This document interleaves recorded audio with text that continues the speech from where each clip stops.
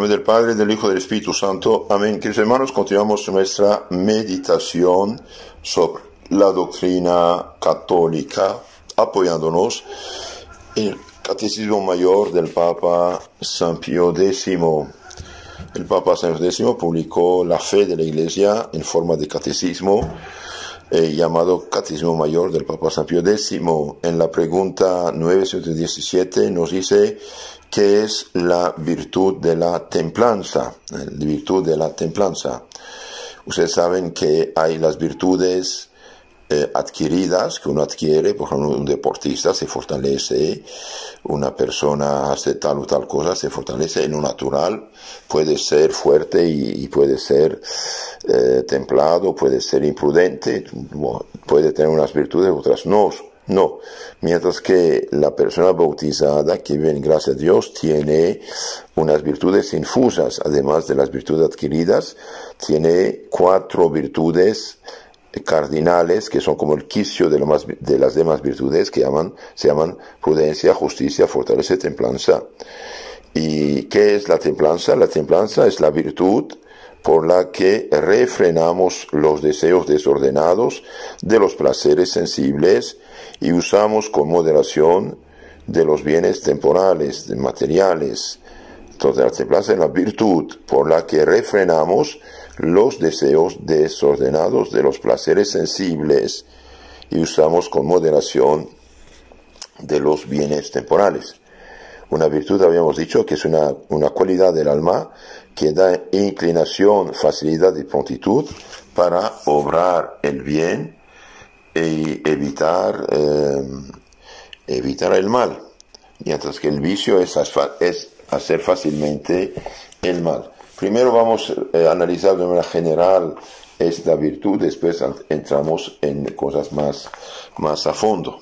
Vamos a ver ahora la virtud de la templanza con las virtudes anexas en resumen, después vamos a profundizar. Entonces, la templanza, dijimos, es una virtud que nos induce a moderar los placeres e inclinaciones dentro de su justo límite. Justo límite, porque la naturaleza, después del pecado original, ya no domina el hombre, el alma no domina la naturaleza, más bien las pasiones son ciegas. Entonces hace falta moderar los placeres y inclinaciones dentro de su justo límite. El objeto propio de la templanza es moderar los placeres del gusto y del tacto. Por extensión, modera también todos los demás gustos e inclinaciones. Las partes integrantes de la templanza son la verecundia o temor del oprobio, que mueve el hombre a abstenerse de todo cuanto puede causarle oprobio, vergüenza, y la honestidad, que es el amor y respeto por el decoro. Estas son las partes integrantes, verecundia y honestidad. Especies o virtudes anexas hay 4 especies de templanza: la abstinencia, que regula el apetito de comer, apetito de comer; la sobriedad, que modera el apetito de beber, sobriedad es cuestión de beber; la castidad, que modera los deleites sensuales; y el pudor, que modera aquellas cosas que pueden llevar al deleite sensual, como las miradas, conversaciones, etc. Estas son las 4 especies de templanza. Abstinencia regula el apetito de comer. Por ejemplo, los viernes se dice abstinencia de carne, no se come carne. Sobriedad, apetito, modera el apetito de beber. Castidad, modera los deleites sensuales. Y el pudor, modera aquellas cosas que pueden llevar al deleite sensual, como las miradas, conversaciones. Virtudes ajenas son las que moderan nuestras inclinaciones. Por ejemplo, la estudiosidad, que modera el amor al estudio y ocupa un término medio entre la curiosidad indiscreta y la pereza. La clemencia, que modera la severidad del superior y guarda término medio entre el rigor inflexible y la flojedad. La clemencia, que modera la severidad del superior y guarda término medio entre el rigor inflexible y la flojedad. La humildad que modera el aprecio a nosotros mismos y guarda término medio entre el orgullo y la abyección. Y la modestia que regula nuestro exterior, movimiento, gestos, risa, vestido, etc. La templanza modera todas las demás inclinaciones y aún el mismo sueño para que en nada se exceda de los justos límites. Entonces, esta templanza puede ser natural, adquirida, o puede ser la infusa junto con la gracia. Por ejemplo, un filósofo pagano que usa la razón, don de Dios, y bien dice, yo necesito 200 gramos de comida, ¿para qué comer 500? Entonces va a comer 200, es templanza natural, humana. Mientras que un cristiano, un San Francisco, un San Ignacio dice, yo necesito 200 gramos de comida, voy a comer 100. Esto se llama penitencia. Entonces, la templanza es la virtud que induce a moderar los placeres, dentro de su justo límite. Hay 4 especies de templanza: abstinencia, sobriedad, castidad, pudor. Y hay virtudes anejas que moderan nuestras inclinaciones: la estudiosidad, que modera el amor al estudio y ocupa un término medio entre la curiosidad, pasar su tiempo con curiosidad indiscreta, y la pereza. La clemencia, que modera la severidad del jefe, guarda término medio entre el rigor inflexible y la flojedad. La clemencia. La humildad, que modera el aprecio a nosotros mismos y guarda medio término entre el orgullo y la abyección. Y la modestia, que regula nuestro exterior, movimiento, gestos, risa y vestido. Ahora vamos a profundizar un poco más este tema. El padre Adolfo Tanqueray se escribe Tanqueray, Tanquerey, Compendio de Teología Ascética y Mística. Es un libro maravilloso que da toda la espiritualidad cristiana. Veamos un poco esto de una manera más espiritual. Si la fortaleza es necesaria para refrenar el temor, no lo es menos la templanza para moderar el apetito del placer, que tan fácilmente nos puede apartar de Dios, el apetito del placer. La templanza es una virtud moral, sobrenatural, infusa en el alma junto con la gracia en el bautismo o en el momento de una buena confesión después del pecado mortal. La templanza modera la inclinación al placer sensible, especialmente a los placeres del gusto y del tacto, y la contiene dentro de los límites de la honestidad. Su objeto es moderar toda clase de placer sensible, pero especialmente el que va unido con las 2 principales funciones de la vida orgánica, el comer y el beber, que conservan la vida del individuo, y los actos que tienen por fin la conservación de la especie. La templanza nos hace usar del placer para un fin honesto y sobrenatural, y por esa misma razón modera el uso según los dictados de la razón y de la fe.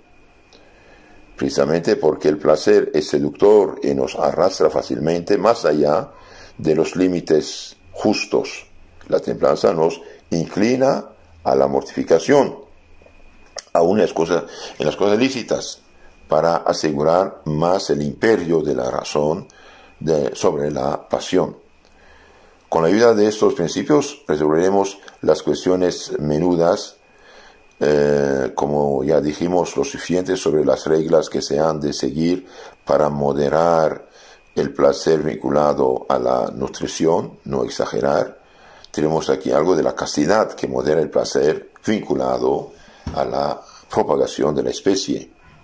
Luego diremos de 2 virtudes que se refieren a la templanza: la humildad y la mansedumbre.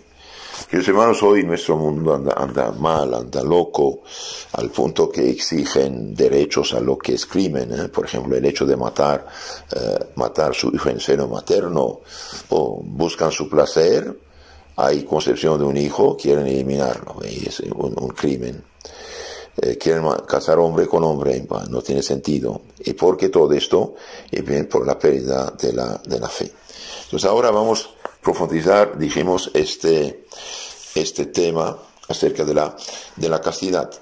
La castidad tiene por fin reprimir toda clase de desorden en los goces voluptuosos. Estos goces no tienen más que un fin, que es perpetuar el linaje humano, transmitiendo la vida por medio del uso legítimo del matrimonio.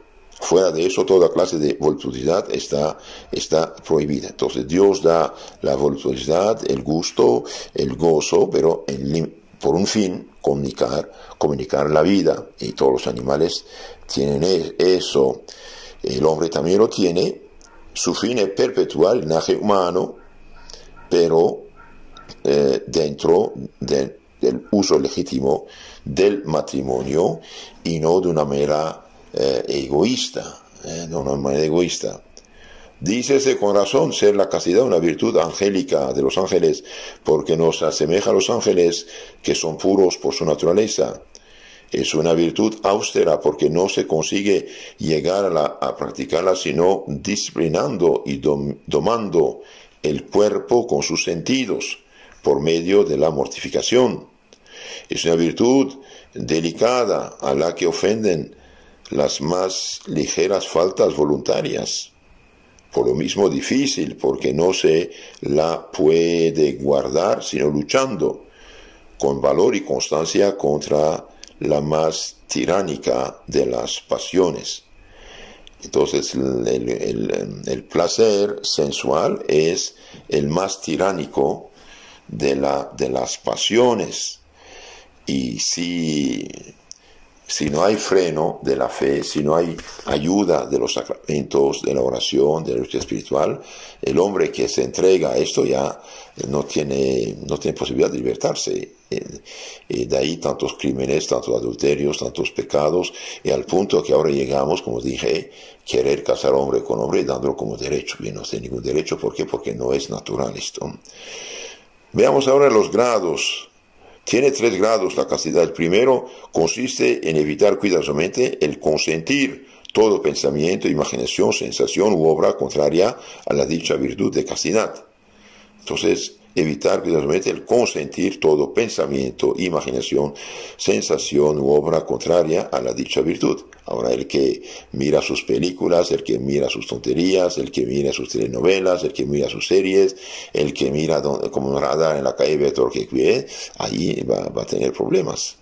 Entonces, primer grado, evitar cuidadosamente de consentir todo pensamiento. De ahí la importancia de alejarse de todo lo que puede provocar estas sensaciones, imaginaciones, etc. Segundo grado es rechazar inmediata e enérgicamente todo pensamiento, imagen o impresión que pudiera afear el brillo de la castidad.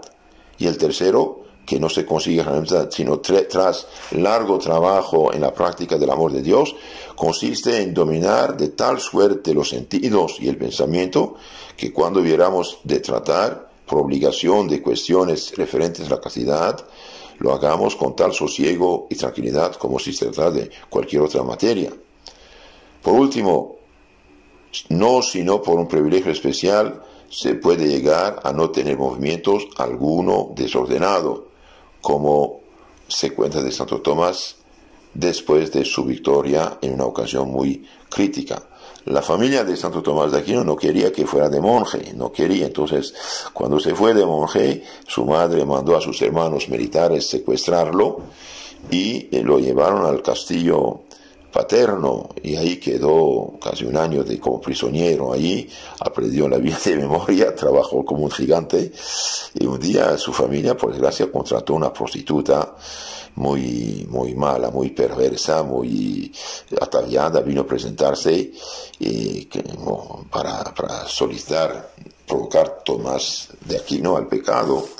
Y él sí tuvo miedo, corrió a la chimenea, tomó la madera en fuego y fue sobre la mala mujer para rechazarla. Y la mujer tuvo miedo, se fue corriendo. Y él quedó dormido y ahí el ángel del Señor le dio el cinturón de la castidad. Entonces debemos evitar cuidadosamente el consentir todo pensamiento, imaginación, sensación u otra obra contraria a dicha virtud. Tenemos que mortificar nuestros ojos, nuestra imaginación. Por ejemplo, si unos malos amigos te mandan lo que no debe a tu Facebook, a tu celular, y bien, córtalos, eliminarlos de tu grupo y bloquear su número y se acabó. En la calle mortificar sus ojos, no ser un radar, mira todo lo que uno ve. Cuando detecta algo, bajar su vista, no fijarse, y etcétera. Y las mujeres cristianas, que son cristianas, deben saber que debido al pecado original ya no hay este poder absoluto del alma sobre el cuerpo. Está ahí rebeldía de las pasiones. Por razón, las madres deben enseñar a sus hijas y ellas mismas también vestirse correctamente, cubriendo su cuerpo, su cuello, sus espaldas. Cuando está sentada debe tener las rodillas cubiertas y no nada de esos pantalones de jeans bien apretados, sensual o licra que pone todo en evidencia. Esto deben practicarlo y también enseñarlo a sus hijos, hijas, desde chiquitos. ¿Cuáles son las especies de castidad? Hay dos especies de castidad: la conyugal, a la que están obligados los casados legítimamente, y la continencia, que corresponde a los que no están casados. Después que digamos brevemente la primera, insistiremos sobre la segunda, especialmente en lo que atañe a los que están sujetos al celibato religioso o eclesiástico. La castidad conyugal. Los esposos cristianos han de tener siempre presente que, según la doctrina de San Pablo, el matrimonio cristiano es símbolo de la unión que existe entre Cristo y su iglesia. Maridos, amen a vuestras esposas como Cristo amó a la iglesia y se entregó por ella para santificarla, dice en la Biblia San Pablo. Efesios 5:25. Todos han de amarse, pues, respetarse, santificarse mutuamente.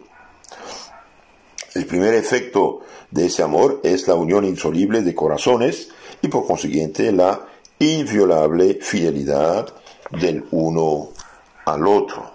Inviolable fidelidad. El adulterio es pecado gravísimo que Dios juzgará a los adúlteros, dice San Pablo. Tiene que tener fidelidad mutua. Trataremos aquí las frases de San Francisco de Sales que compendían su pensamiento sobre esta materia. Conservad pues, esposos, un tierno, constante, cordial amor a vuestras esposas. Si queréis que os sean fieles vuestras esposas, enseñad la lección con vuestro ejemplo. ¿Con qué cara queréis, decía San Gregorio Nacianceno, pedir honestidad a vuestras mujeres, viviendo en deshonestidad vosotros mismos? Mas vuestras mujeres, cuya honra está insepulablemente unida con la pureza y la honestidad, conservad celosamente vuestra gloria, y no permitáis que disolución alguna, sea la que fuere, amancille la blancura de vuestra reputación. Entonces una mujer debe guardar su honor de una manera celosa, su gloria y su honor. Temed cualquier invasión, por pequeña que sea. Nunca permitáis que os anden alrededor los galanteos. Tened por sospechoso a cualquiera que entre alabando vuestra belleza y vuestra gracia. Pero si a estas alabanzas añade algunos desprecios de vuestro marido, ese os ofende mucho, pues claro está que no solamente quiere perderos, sino que os juzga ya medio perdida. ya que está media hecho el trato con el segundo comprador cuando se está disgustado con el primero. Dice San Francisco de Sales. Pues, hermanos, una mujer cristiana debe evitar todas las series, todas las películas, todas las telenovelas, todas estas cosas, y el Facebook, y los grupos, y sobre todo cuando hay mensajes malos, o imágenes malas, o sugerencias, o bromas de mal gusto. No, eso es gravísimo. Una mujer cristiana casada por la iglesia no debe tener amistad así con hombres que sabemos que tienen otra intención, ¿no? Hay cosa que más asegura la mutua fidelidad que el ejercicio de la verdadera devoción, en especial el rezo común. Entonces, si quieren que su matrimonio funcione, recen en común. Por esto las mujeres han de desear que sus maridos estén confiados con el azúcar de la devoción, porque el hombre sin devoción es un animal severo, áspero y duro, y los maridos también han de desear que sus mujeres sean devotas, porque la mujer sin devoción es sumamente frágil y está expuesta a descaecer o manciar su virtud. Entonces, si no hay oración, si no hay devoción, si no hay sacramentos en la familia, los dos están en peligro.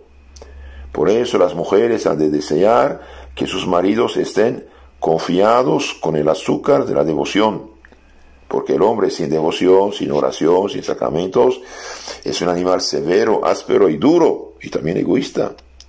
Los maridos también han de desear que sus mujeres sean devotas, porque la mujer sin devoción, sin oración, sin sacramentos, sin rosario, sin iglesia, bien es frágil y está expuesta. Por lo demás, han de tener tanta descondescendencia uno con otro que jamás se enfaden los dos a un mismo tiempo, para que nunca haya disensión ni disputa. Si uno está enfadado, enojado, el otro debe callarse. Si uno de los dos se encoleriza, permanezca el otro tranquilo, para que se firme la paz o lo más pronto posible. Entonces, queridos hermanos, cuidado, donde no hay vida cristiana no funciona. Donde no hay vida cristiana hay problemas. Ese es el problema. Hoy muchas familias, por desgracia, ni están casadas por la iglesia. Claro que hay problemas. ¿Por qué? Porque viven en pecado. No tienen la gracia, no tienen las virtudes infusas, no tienen la templanza, y por lo tanto ni siquiera la castidad no es posible. Sin la gracia no es posible en este mundo vivir siempre en lo correcto. La gracia es necesaria. Esas son ideas, consejos de San Francisco de Sales. Ahora veamos el deber conyugal. Los esposos respetarán la santidad del lecho conyugal con la pureza de su intención y la honestidad de su trato. Su intención habrá de ser la del joven Tobías cuando se desposó con Sara. Bien sabes tú, Señor, que no tomo a mi esposa, a esta muchacha por esposa, para satisfacer mi pasión, sino solo porque deseo dejar en pos de mí hijos que bendigan tu nombre por los siglos de los siglos. Bien, Tobías 7:9. ¿Cuál es la intención de Tobías? Bien, no satisfacer la pasión. De hecho, 7 hombres murieron antes que Tobías, que tomaban por esposa esta Sara. Dios permitió que el demonio los matara porque ellos tenían solamente deseo de pasión animal y no deseo de hacer la obra de Dios en su matrimonio. Entonces aquí Tobías dice: piensa el Señor que yo tomo a esta mujer por esposa no para satisfacer mi pasión, sino para dejar criaturas en el mundo y predican su nombre.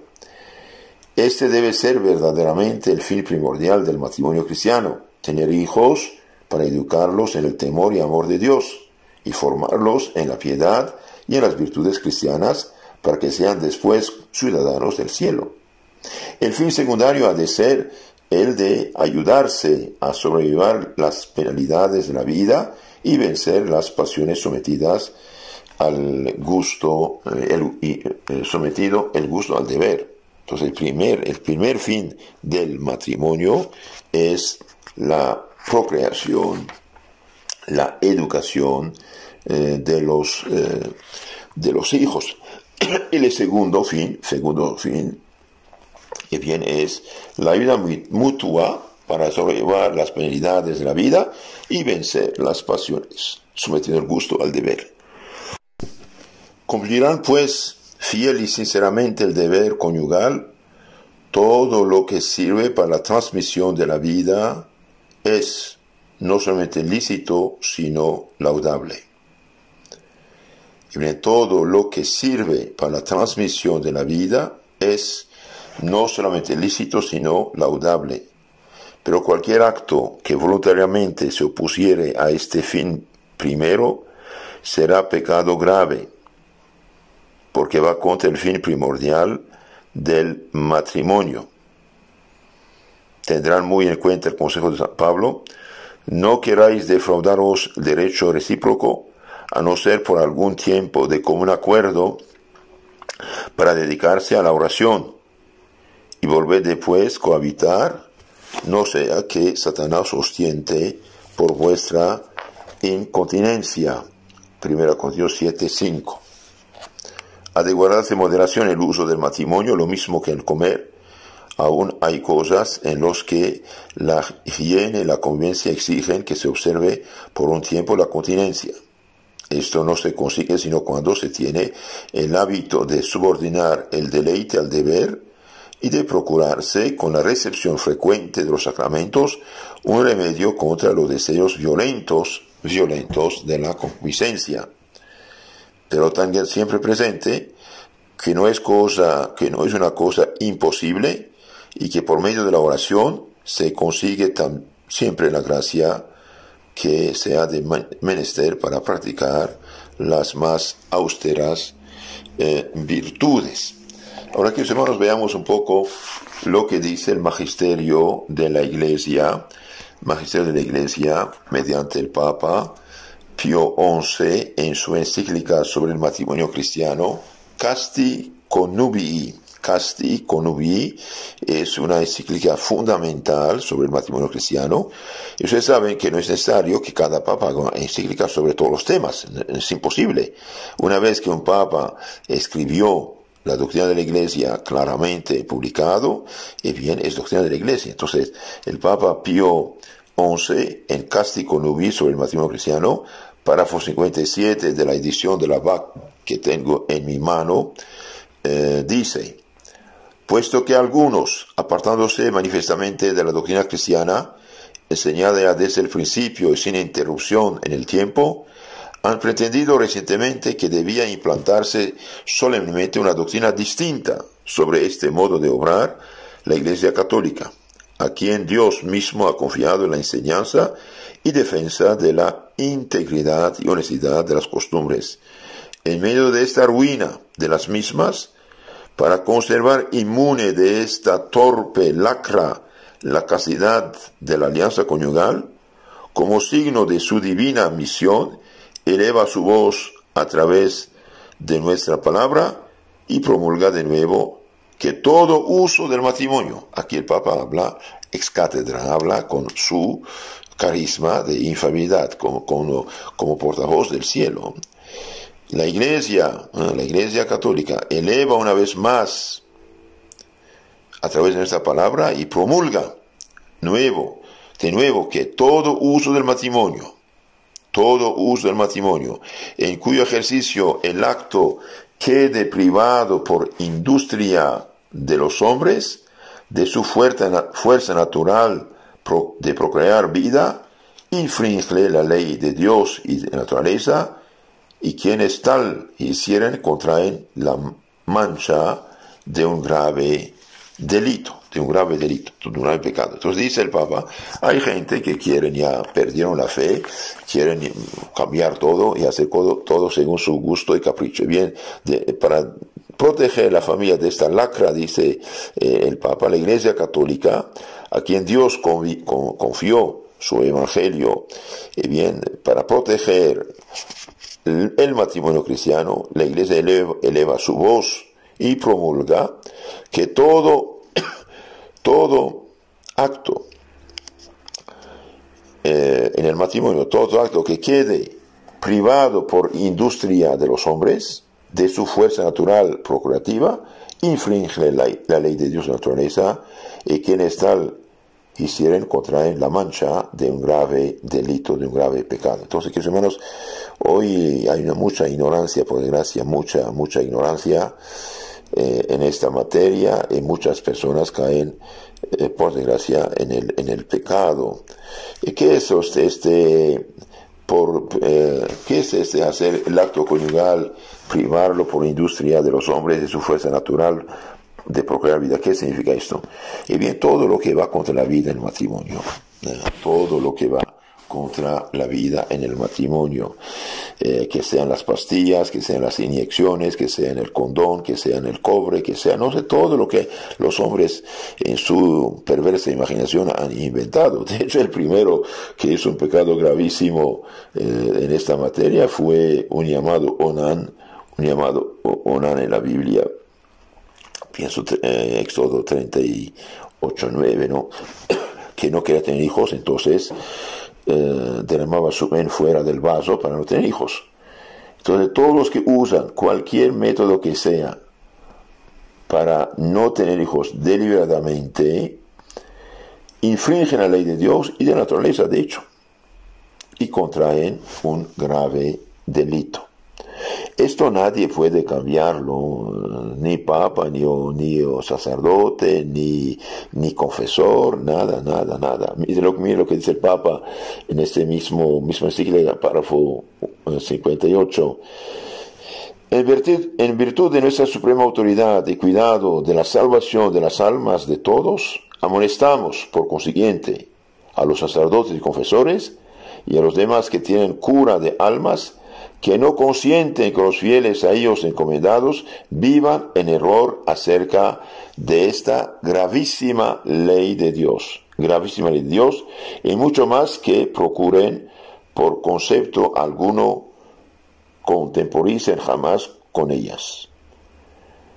Si confesor o pastor de alma indujere, el mismo Dios nos libre de ello, a tales errores a los fieles a su cargo, ya con su aprobación, ya con un doloso silencio, sepa que él habrá de rendir estrecha cuenta a Dios, juez supremo, de la traición de su ministerio, y considere que fueron dichas para él aquellas palabras de Cristo: son ciegos y guías de ciegos, y si un ciego guía a otro ciego, los dos caen en el mismo hoyo. San Mateo 15:14. Entonces, hermanos, aquí el Papa habla con máxima autoridad, en virtud de nuestra suprema autoridad y cuidado de la salvación de las almas, amonestan por consiguiente a los sacerdotes y confesores y a los demás que tienen cura de almas, que no consienten que los fieles a ellos encomendados vivan en error acerca de esta gravísima ley de Dios. Cuídense, no hay problema. Opérense. ¿Opérense de qué? Claro, si Dios no quiere, hay un cáncer por el medio, si se opera, claro. Si mi mano es gangrenada, mi pie es gangrenado, le cortan. Eso se llama operación. Pero si mi mano y mi pie son sanos y la cortan, eso se llama mutilación. Entonces, toda persona sana, que sea hombre o mujer, que se dice que opere, más veces se mutila, se castra, y bien hace un pecado también, un pecado de mutilación, pecado también grave. Entonces, ningún confesor, ningún sacerdote puede aceptar que sea transgredida esta gravísima ley de Dios. Y mucho más que procuren mantenerse ellos mismos inmunes de falsedades de esta índole, etcétera. Dios no quiere, dice, Dios nos libre de ellos. Si un confesor, un pastor de almas, el mismo a tales errores, a los fieles a su cargo, ya con su aprobación, ya con un doloso silencio, sepa que él habrá de rendir estrecha cuenta a Dios, juez supremo de todo, dará cuenta de esta traición de su ministerio. Entonces nadie absolutamente puede aconsejar, permitir el pecado en esta materia. Realmente es pecado gravísimo. Y también lo del, ¿cómo se llama?, del aborto, ¿no? No se puede matar ni la madre ni el hijo. El doctor debe hacer todo lo posible para cuidar la vida de los dos. Y si no hay nada que hacer, pues la naturaleza escogerá. Entonces, estos doctorcitos ignorantes que dan tanto miedo a las mujeres, a los hombres, que va a dejar huérfanos, que tiene que operarse, pues si tiene cáncer, claro que tiene que operarse, no hay ningún problema. Pero si es sana, es mutilarse, hermanos, es gravísimo pecado. Y no olvidemos, para que funcione el matrimonio, hace falta vivir en estado de gracia y de santidad y no en pecado mortal.